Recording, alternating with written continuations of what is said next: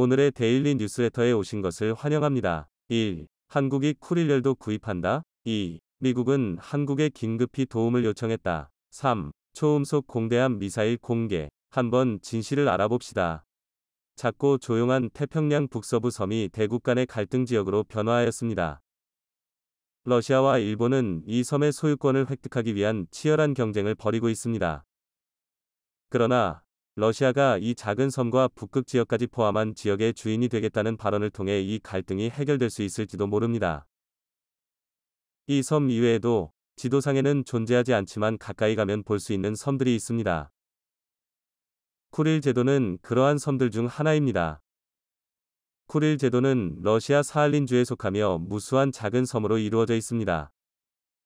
이 지역은 원주민인 아이누족들이 살고 있었으며 1900년대 이전에는 러시아와 일본 모두 이 지역에 큰 관심을 가지지 않았습니다. 그러나 20세기 이후 이 지역은 갈등 지역으로 떠오르게 되었습니다. 쿠릴 열도의 지정학적 위치가 영토 분쟁의 핵심이 되었습니다.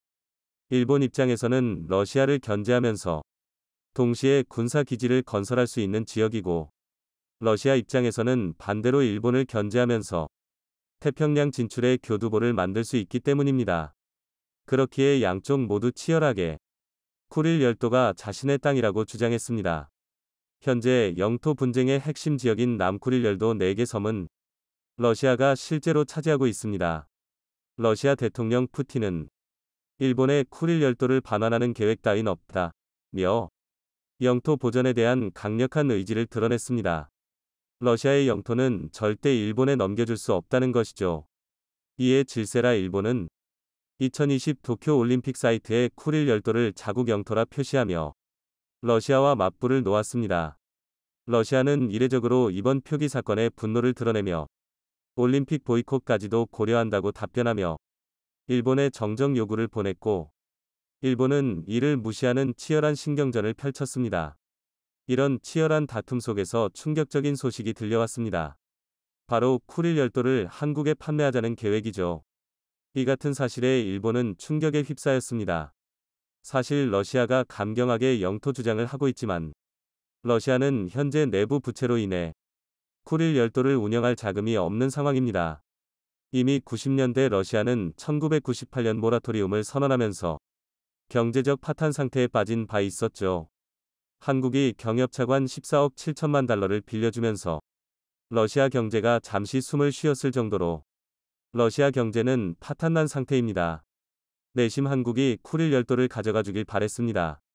실제로 몇 년 전 러시아가 쿠릴 열도 개발 추진 사업을 벌였을 때 가장 먼저 연락한 나라가 바로 대한민국이었습니다.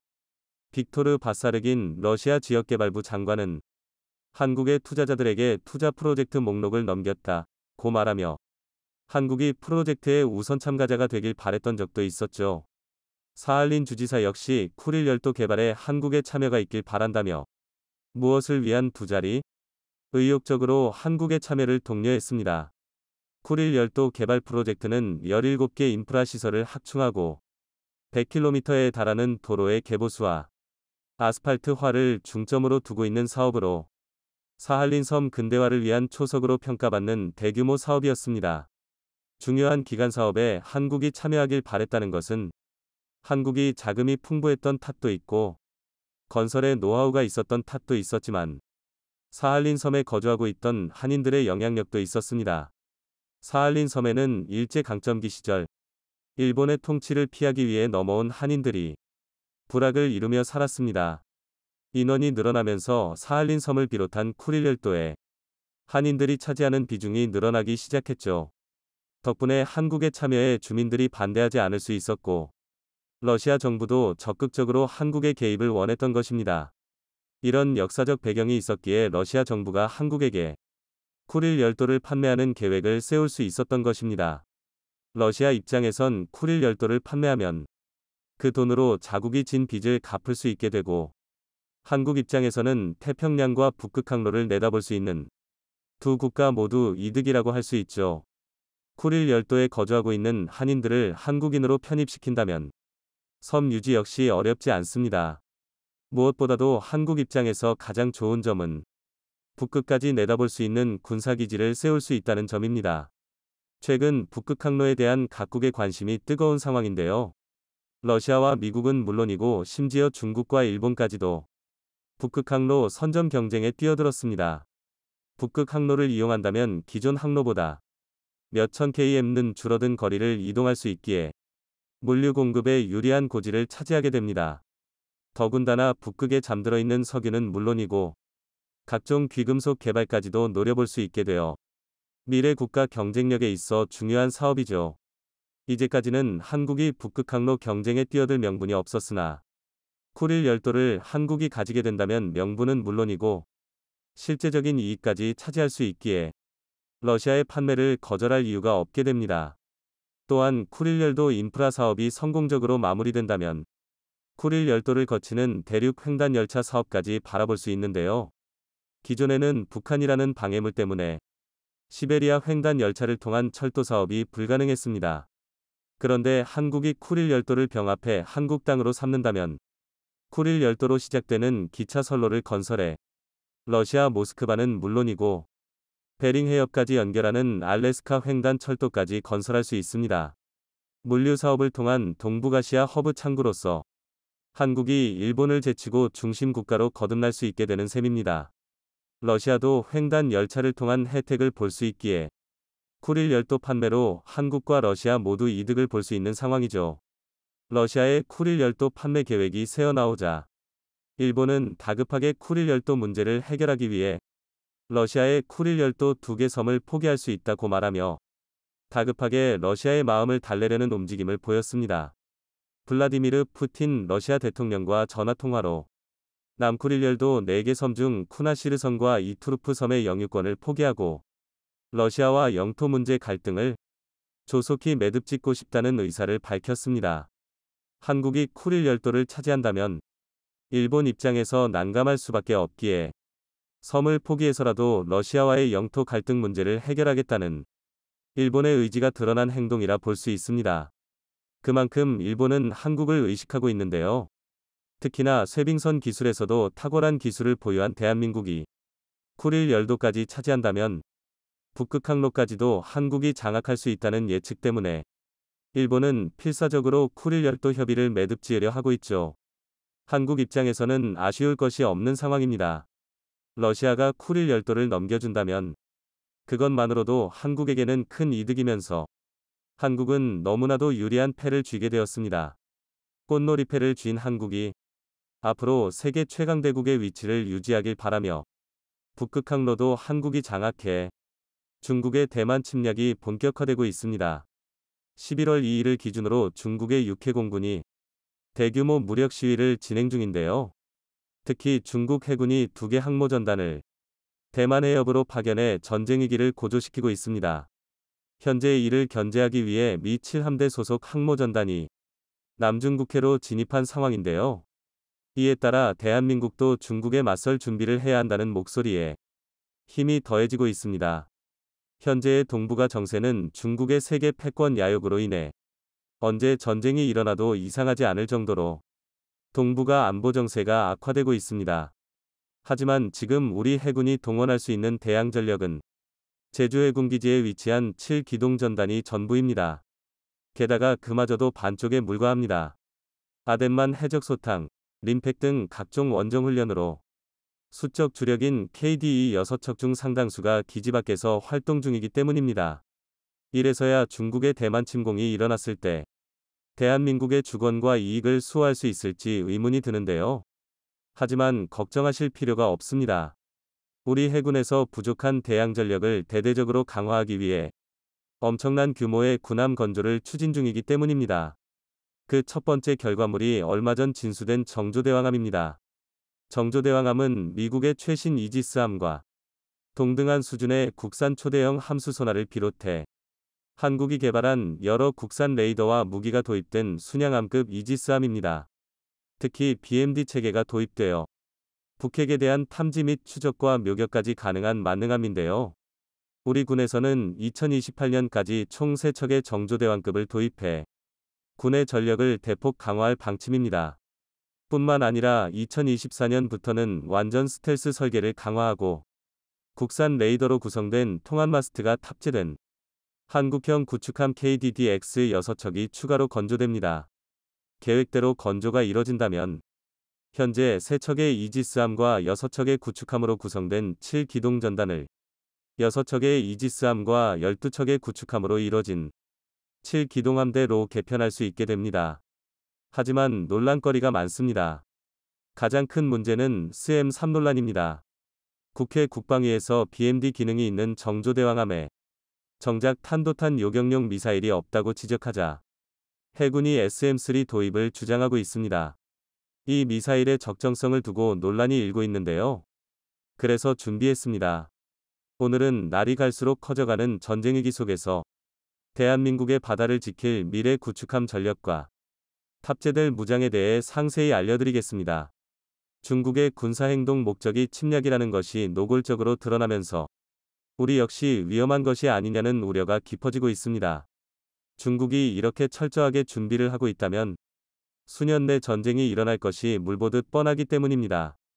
하지만 이런 위기 상황에도 아직도 많은 대다수의 국민들이 대만과 중국의 전쟁이 우리와 무슨 상관이냐고 생각하고 있습니다. 친일 국가인 대만이 뒤집어지는 것보다 지금 당장 올라가는 물가가 더 걱정이라는 반응인데요. 그런데 그렇지가 않습니다. 먼저 중국의 대만 침공을 뜻하는 양안전쟁이 발발하면 대한민국이 사용하는 거의 모든 해운이 끊깁니다. 유럽, 중동, 동남아를 거쳐 한반도까지 이어지는 최단거리 항로가 차단되면서 선박 운행이 중단되는데요. 거의 모든 물자가 해상으로 운반되는 한국 입장에서는 그야말로 최악의 상황이 되는 것이죠. 그런데 만약 중국이 대만을 장악한다면 더 끔찍한 일이 벌어집니다. 바로 중국의 아시아 패권 장악이 가시화되기 때문인데요. 현재 중국은 미국이 추구하는 항행의 자유를 부정하며 무해통항권의 개편을 주장하고 있습니다. 무해통항권은 특정 바다의 연안을 점유하고 있는 국가의 영해에서 다른 국가의 선박이 제약 없이 항행할 수 있도록 하는 국제규정인데요. 그런데 중국은 이를 굉장히 고가화하고 있습니다. 대만을 장악하면 중국 해군이 닿는 모든 바다를 중국이 통제해야 하기 때문인데요. 이렇게 될 경우 물류가 막힌 대한민국은 총 한 방 쏴보지도 못하고 중국에 항목해야 하는 끔찍한 상황이 벌어질 수도 있습니다. 이는 정말 상상만 해도 참담한데요. 이대로라면 광목 후 분단처럼 패권 경쟁에서 승리한 강대국에게 한국이 휘둘릴 수 있습니다. 그렇다면 한국이 이를 극복할 방법이 전혀 없는 것일까요? 현재의 대한민국은 과거의 대한제국처럼 나약한 국가가 절대 아닙니다. 과거와 달리 지금 우리는 우리의 바다를 지킬 늠름하고 강력한 해군이 있습니다. 그 증거가 바로 최근 진수된 정조대왕함입니다. 미국 항모전단이 남중국해에 진입하고 시진핑이 바이든을 협박하던 지난 7월 28일 대한민국에서는 우리 역사상 4번째 이지스함인 정조대왕함이 진수됐습니다. 정조대왕함은 길이 170m, 폭 21m, 경하 8,200톤의 순양함급 구축함입니다. 만재톤수로는 12,000톤의 거함인데요. 이전까지 대한민국 최강의 전투함이자 첫 국산 이지스함이었던 세척의 세종대왕급 이지스함에서 얻은 노하우에 다수의 국산 장비를 더한 우리 해군의 자부심입니다. 그만큼 무장이 아주 훌륭한데요. 한포와 미사일, 소나와 여러 보조 레이더까지 첨단 국산 장비가 탑재되어 있습니다. 특히 통합 소나 체계가 굉장히 우수합니다. 음파를 쏘아 적을 찾는 능동형 초대형 함수 소나, 광범위한 해역의 음파를 분석해 적을 찾는 선배열 소나, 적 잠수함의 회피를 고려해 심도를 조정해 적을 찾을 수 있는 가변 심도 소나로 중무장했는데요. 전방의 대형 함수 소나는 탑재를 위해 도크를 추가로 파내야 했을 정도로 큰 크기만큼 출력이 엄청나고, 가변 심도 소나는 후방 좌측에서, 선배열 소나는 후방 우측에서 효율적으로 운용됩니다. 또 레이더의 국산화도 상당합니다. 선체 상부에 국산 3차원 레이더 스피스 560K가 탑재됐습니다. 세종대왕함이 사용하던 외산 스피스 95K를 압도합니다. 뿐만 아니라 한국형 수직발사관 KVLS1과 KVLS2가 총 40셀 탑재되어 있는데요. 이를 통해 해성, 초음속 미사일 등 국산 무장을 사용할 수 있습니다. 그야말로 2022년에 걸맞는 최신 군함입니다. 그런데 이렇게 뛰어난 군함에도 문제가 있습니다. 바로 제대로 된 국산 탄도탄 요격용 미사일이 없다는 것입니다. 현재 정조대왕함에는 탄도탄 요격이 가능한 BMD 체계가 탑재되어 있습니다. 한국이 도입하는 스M-6 미사일로도 탄도탄 요격이 가능하지만 이 미사일도 마찬가지로 외산이라는 점은 변함이 없습니다. 스M-6 미사일은 미 해군의 함대공 유도미사일로 미국 레이시온사가 개발했는데요. 사거리는 최대 460km가량으로 우리 해군이 현재 운용하는 SM-2 미사일의 사거리 170km의 2배가 넘습니다. 현재 한국은 한국형 방공 미사일을 개발 중이지만 실전 배치까지는 앞으로 수년이 더 걸릴 것이며 국산 미사일이 SM-3 성능에 도달하려면 2030년이 지나야 한다는 것이 문제로 지적되고 있습니다. 문제는 또 있습니다.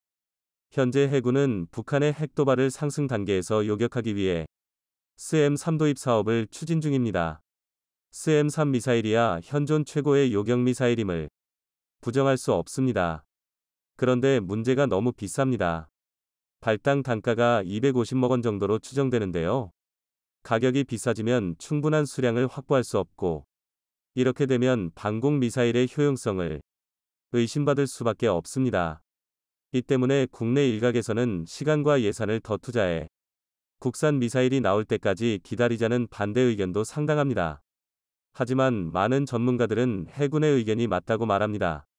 당장 전쟁이 일어날 판에 개발 중인 미사일에 의존할 수는 없다는 것입니다. 이는 상당히 합리적인 주장입니다.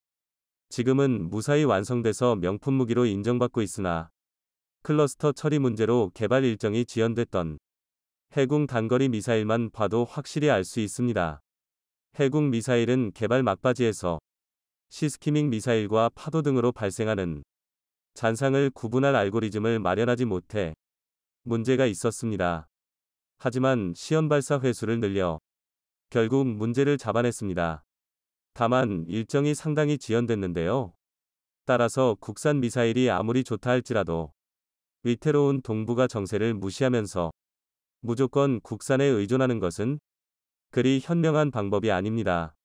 물론 그렇다고 외산에 무조건 기대서도 안 됩니다.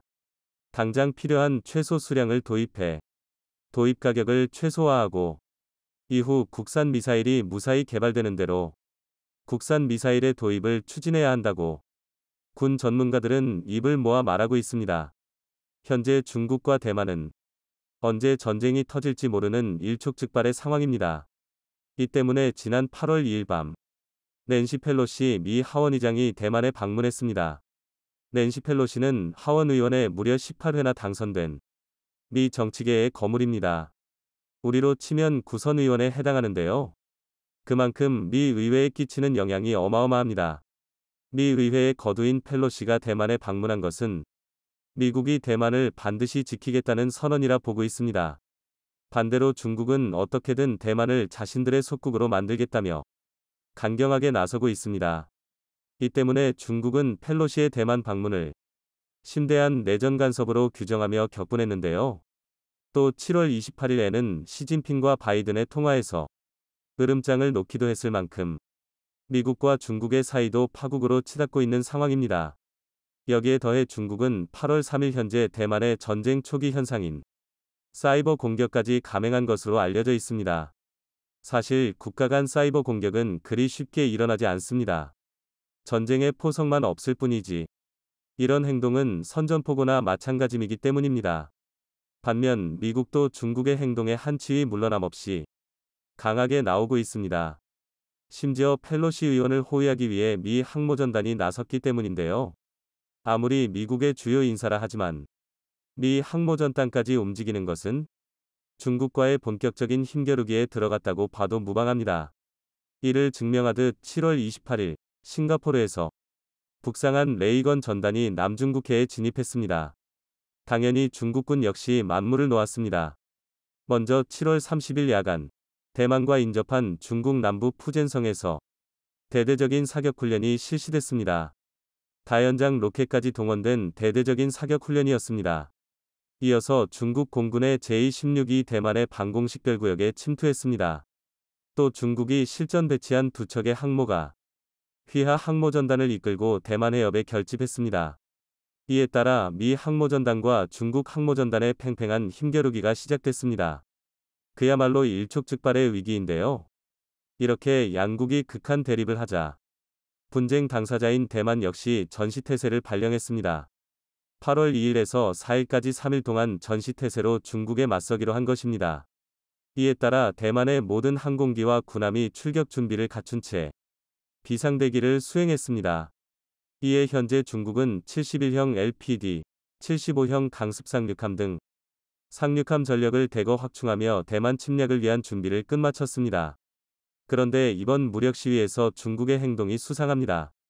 그저 무력 시위라고 치부하기에는 너무 많은 전력을 대만 앞 푸젠성에 집결 중이며 그 모습이 마치 우크라이나 전쟁 직전 러시아군의 집결을 연상할 정도입니다. 전방에서 수송 임무를 수행할 장갑차의 이동이 목격됐고 함께 운용될 전차부대 역시 목격됐습니다. 그런데 그 수가 정말 너무 많습니다. 다연장 로켓과 재장전 차량이 철도로 운송되는 영상이 중국 웨이보에 게재됐고 각종 특수 차량의 움직임 역시 관측됐습니다. 심지어 고가의 중장거리 지대공 미사일 HQ-22까지 등장했는데요. 이 정도면 침략을 위해 동원할 수 있는 전력이란 전력은 다 굵어모은 것 같아 보이는데요. 하지만 놀랍게도 아직 끝나지 않았습니다. 병력 운송과 보급을 위해 다량의 트럭이 집결 중인 것이 확인됐으며 철도를 통해 소형 보트를 운반하는 모습이 목격됐습니다. 이는 부족한 상륙 전력을 보완하기 위해 특작조나 보병 전력을 운반할 용도로 추정되는데요. 뿐만 아니라 8월 2일 오후 한때 차오저무, 산터우 등지에서 민항기의 이착륙이 멈춰 섰습니다. 지금 동북아는 양안전쟁이라는 새로운 전쟁의 소용돌이에 휩싸이게 됐고 그 중심에 대한민국이 자리 잡고 있습니다. 부디 우리 해군의 강력한 전력으로 또 초음속 돌파에 성공했습니다. 그런데 이번엔 KF-21 보라매가 아니라 국산 최초의 공대함 순항미사일입니다. 이른바 KF-21 독침 무기인데요. 이로써 보라매라는 이름에 어울릴 만한 KF-21 위 발톱이 하나하나 모습을 드러내고 있습니다. 지금까지 전투기와 함께 한 세트의 무장체계를 수출할 수 있는 나라는 전 세계에서 미국이 거의 유일했는데요. 그러나 대한민국 KF-21과 함께 엄청난 속도로 공중 무장체계 자립에 성공하기 시작하면서 독보적이었던 미국의 자리도 위험해졌습니다. 지금까지는 육지와 바다에 국한되어 있던 대한민국의 미사일이 이제는 우리의 전투기를 타고 하늘로 날아오를 일만 남았는데요. 오늘은 KF-21에 집약된 대한민국 항공무기 기술력에 대해 알려드리겠습니다. 현대전에서 제공권의 중요성은 두말하면 입 아플 정도입니다. 오히려 암묵적인 합의라도 있었던 양 공중전력이 길을 못 펴는 우크라이나 전쟁이 이해하기 힘든 특수한 상황인데요. 제공권을 확보하기 위해선 당연히 전투기를 보유해야겠지만 기본 중의 기본은 전투기에 탑재할 무장입니다. 탄약 없이 무기체계는 그저 쓸데없이 연비만 나쁘고 지나치게 민감한데 쓸모도 거의 없는 기계 덩어리에 불과한데요. 이는 전투기 개발에 있어도 마찬가지입니다. 전투기를 아무리 잘 만들었다 하더라도 핵심 무장이 빈약하다면 국산이라는 타이틀이 빛이 바랄 텐데요. 이 얘기는 대한민국의 KF-21 보라매에도 똑같이 동용되는 말입니다. 실제로 세간에는 잘 알려지지 않았을 뿐이지 KF-21은 이미 한 차례 무장 갑질로 홍역을 치러야 했는데요. 대한민국이 KF-21에 국내에서 자체 개발한 AESA 레이더와 항공전자장비를 탑재하겠다고 선언하자 대뜸 미국에서 일방적으로 AIM-120 암램 공대공 미사일의 제공 약속을 철회하겠다고 통보한 것입니다. 이에 대한 미국 변명은 아직 개발이 완전히 이루어지지 않은 KF-21에 자국의 무장을 탑재할 수 없다는 게 이유였는데요. 하지만 KF-21 개발이 국제방산시장에 어떤 의미인지 알고 있다면 미국의 속내야 뻔한 일이었습니다. 미국은 F-15K, KF-16 등 지금까지 공중전력의 대부분을 미국에 의지하고 있던 대한민국이 자신들의 영향력에서 벗어날 기미를 취하자 졸렬한 방식으로 경고를 보낸 것이었습니다. KF-21을 개발하더라도 앞으로 적어도 10터부터 20년은 한국이라는 거대한 방산시장을 좌지우지할 수 있으리라 여겼던 것과 반대로 대한민국의 성장세가 지나치게 빨랐던 건데요. 미국이 우리의 최대 동맹국임은 변함없이 확실하지만 그렇다고 기술 강국으로서의 갑질도 하루 이틀 일이 아니었습니다. 사실 오히려 지금까지 대한민국이 자체 개발에 성공했던 무기 체계는 미국의 갑질에 맞서다가 더럽고 치사해서 자립에 성공한 경우가 대부분인데요. 이번 사건도 마찬가지였습니다. 우선 공대공 미사일 분야에서는 생각보다 일이 쉽게 풀렸는데요. 미국의 AIM-120 제공 거부가 국제 방산 시장에 알려지자 선뜻 나선 건 유럽이었습니다. 영국에서 MBDA 미티어를 제만한 건데요. 총장 3.7m, 직경 178mm, 중량 190kg의 최대 속도는 무려 마하 4. 최대 사거리는 100km부터 300km에 달하는 미티어는 초가 시거리 공대공 미사일 중에서 단면 최강으로 평가받는 미사일인데요. 흡입한 공기를 압축하여 연료와 혼합해 연소시킨 뒤 그 가스를 고속으로 배출하면서 출력을 발생시키는 덕티드 램제트를 탑재하고 있는 것으로 아주 유명합니다. 그리고 이 덕에 다른 고체 추진체 미사일보다 사거리가 3배 이상 길며 이 덕에 긴 사거리에도 종말 단계까지 속도를 빠르게 유지할 수 있어서 현존하는 가장 위협적인 공대공 미사일로 여겨지고 있습니다. 실제로 AIM-120은 가장 최근 개량형인 AIM-120D형의 최대 사거리가 160km에 불과한데요. 현대 공중전의 기본이 WVR에서 BVR로 바뀌고 있는 만큼 사거리 우세는 가장 강력한 전투력 증강입니다. 물론 그렇다고 KF-21 이 단거리 공중전을 염두에 두지 않는다는 얘기는 아닌데요. 미티어 미사일 탑재가 공식화되면서 한국은 아예 단거리 공대공 미사일까지 AIM-9 사이드와인더에서 독일의 IRIS-T로 교체해버렸습니다. 같은 유럽산 공대공 미사일로 무장을 동일한 건데요. 더군다나 IRIS-T는 AIM-9과 비교했을 때 사거리가 25km로 약 10km 짧지만 반면 목표 획득 거리는 4배, 탐색각은 3배, 추적 능력은 6배 이상 더 뛰어납니다. 이 정도면 사이드와인더의 가장 최근 개량형인 AIM-9X의 상위 호환인 격인데요. 한국 입장에서는 꿩 대신 닭이 아니라 닭 대신 꿩이 날마온 셈입니다. 게다가 상황이 이렇게 되자 화들짝 놀란 미국이 동합 허가를 내며 역으로 숙이고 들어왔는데요. 이 덕에 KF-21은 MBDA 미티어, IRIS-T, AIM-120 암램, AIM-9 사이드와인더를 전부 무장 동합한 전투기가 될 수 있었습니다. 한국이 방산 시장에서 낙동강 오리알이 될 것이라 생각했던 미국의 잘못된 생각을 동네하게 갚아준 셈인데요. 이뿐만이 아닙니다. 유럽에서 미국까지 다양한 나라의 공대공 미사일을 체계 통합하는 과정에서 국산 중거리 공대공 미사일 개발에도 박차를 가할 수 있게 되었는데요. 일례로 미티어 미사일에 사용되는 덕티드 램제트는 이미 대한민국이 2000년대 초반부터 꾸준히 연구를 진행해서 원천 기술을 확보한 상태였습니다. 실제로 지금까지 공개된 국산 중거리 공대공 미사일의 정보를 종합해보면 직겸 200mm의 미티어와 마찬가지로 덕티드 램제트 엔진이 탑재되어 있습니다. 또한 최대 사거리는 약 200km 이상일 것으로 보이는데요. 이 정도면 AIM-120보다 훨씬 긴 수준으로 결국 미국의 갑질이 또 한 번 대한민국의 전화위복의 기회가 된 셈입니다.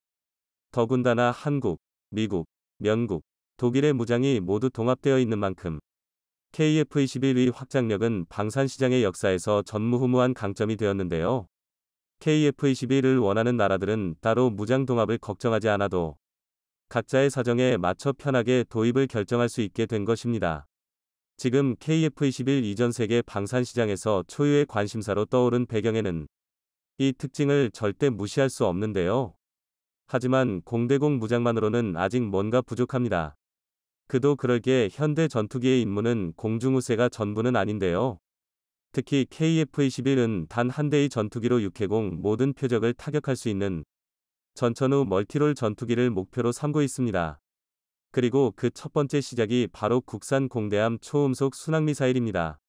지난 1월 18일 국방과학연구소 에드는 400mm급 초음속 순항미사일 발사 시험을 성공시켰는데요. 이번에 개발된 공대함 순항미사일은 기존 마하 0.95 위아음속 대함미사일 해성에 비해 최소 3배 이상 빨라진 속도가 가장 큰 특징입니다. 시속으로 표현하면 약 시속 3672km에 달하는 엄청난 속도인데요. 순환미사일은 탄도미사일과 다르게 비행 경로를 유인기처럼 세밀하게 설정할 수 있는 미사일입니다. 또한 시스키밍 등으로 불리는 극단적인 저고도 비행까지 가능해서 레이더로 탐지하기도 극히 어렵습니다. 하지만 그만큼 비행을 제어하는 게 어렵기 때문에 일반적으로 아음속이 비행 속도의 한계로 여겨졌는데요. 그런데 대한민국이 그 벽을 깨트려 버린 것입니다. 마하 3위 순항미사일은 만약 중간에 요격되더라도 속도에 비례하는 운동에너지를 보유하고 있기 때문에 엄청난 물리적 타격을 가할 수 있는데요. 특히 공대함이라는 특징을 살리면 함정에서 이를 방어하는 게 굉장히 어렵습니다. 이러한 장점으로 인해 KF-21에 장착될 초음속 순환미사일은 호시탐탐 서해를 노리는 중국에 특히나 치명적일 수밖에 없는데요. 게다가 최소 200km 급 성능을 보유한 것으로 추측되는 KF-21위 AESA 레이더와 결합된다면 최대 사거리에서 발사한다 가정해도 3분이면 목표물을 타격할 수 있습니다. 그야말로 진짜 독침이 되는 건데요. 하지만 여기서 끝이 아닙니다. 정말 중요한 공대지 미사일이 남아있는데요.